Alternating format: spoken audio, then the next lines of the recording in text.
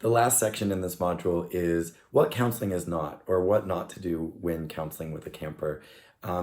Counseling, funnily enough, is not advice giving. A lot of people make that assumption sometimes that I'm going to go to a counselor, or go to a psychologist, and they're just going to give me a lot of advice on what to do with my issue. There's a time and place to offer some suggestions and advice, but the bulk of the counseling that you'll be doing does not involve trying to solve the person's problem for them or give them advice on what to do. Again, I said in the last video, we're not there to fix them because they're not really broken, they're human. So we don't want to assume that they need our advice or we should tell them. It actually disempowers someone when you tell them what to do in certain circumstances. Sometimes, just the right piece of advice can go a long way, but we need to be very careful about how we use advice. Advice can be judgmental. It assumes that the person needs to be told what's right for them. It also kind of shows like you're making the assumption that you know what's best for them, which can be taken the wrong way. So we want to be very careful about that. A counselor doesn't really tell a person what to do, but rather usually guides and empowers that person into finding their own solution. And if they need a little nudge here and there, you could maybe use some reflections to give them some direction if they need it. Again, try not to be too leading, but sometimes it is helpful, especially if you do have a little bit clearer mind and because they're maybe being emotionally reactive. Counseling is not problem solving, so I might be repeating myself a little bit, or providing instant solutions. So you don't give instant solutions. In counseling, you provide an opportunity to gain clarity of understanding of the person, of the situation, and what they might do about it. Counseling is not judgmental. So counseling gives you a safe, confidential space where you can be yourself and speak your mind without the fear of being judged.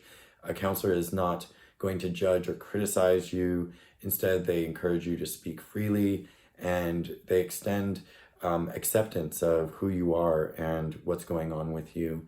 So while you're counseling, do pay attention if there are any little niggling judgments. We are human after all. We might have certain opinion about one thing or another, but try to catch yourself before maybe saying certain things that could potentially feel or seem like a judgment or criticism.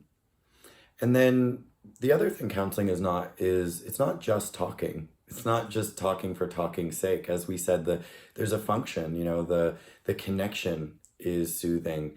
The ability to organize your thoughts by elaborating on your experience has a calming effect, has a way of bringing you from a heightened state down.